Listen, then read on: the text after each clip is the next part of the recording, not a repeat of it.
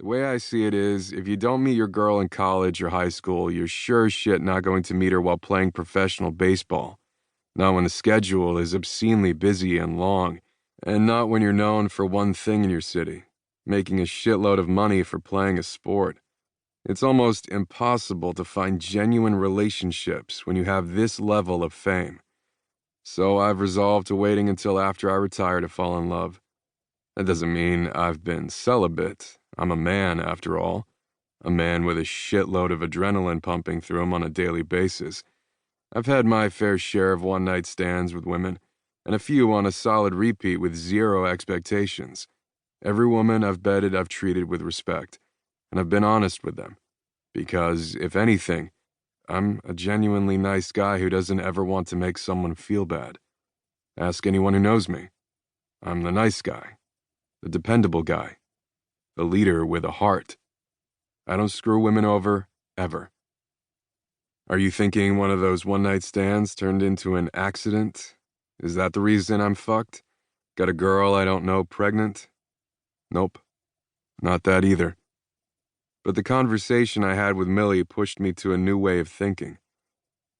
I don't want you dying alone. She made me fucking paranoid.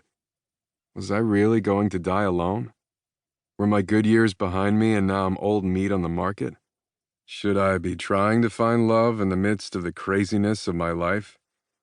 Millie made me think, which then made me open up to the idea of finding someone, of looking at women differently, of allowing the relationship part of my brain to turn on.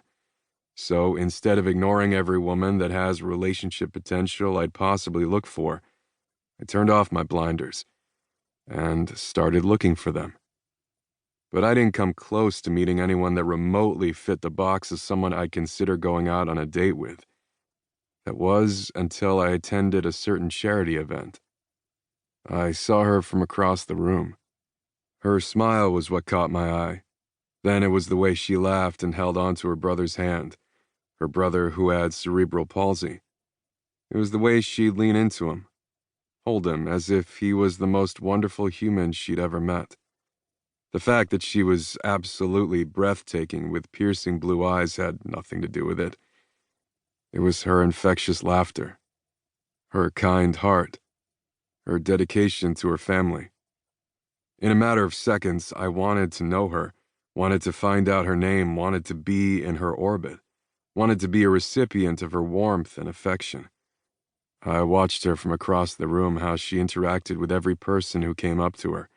And when I was finally granted the opportunity to introduce myself, my breath caught in my throat when our hands connected.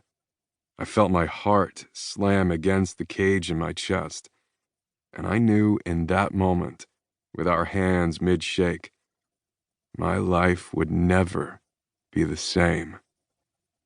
Her name is Natalie, sister to my new teammate Jason Orson and his twin brother Joseph, director of Jason's foundation, The Lineup, and the reason why I'm utterly fucked.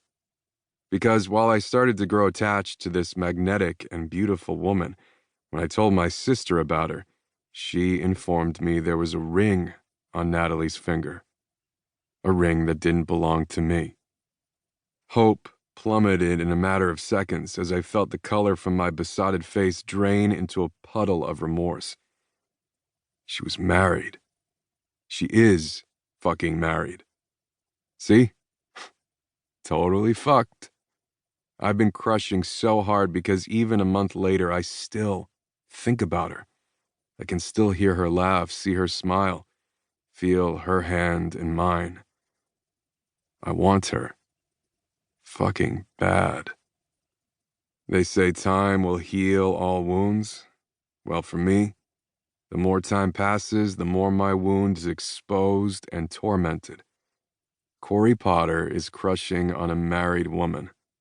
That is why I am completely and utterly fucked. Chapter 1. Corey. 1 month earlier. Are you okay? I ask Millie, my sister, who's shaking.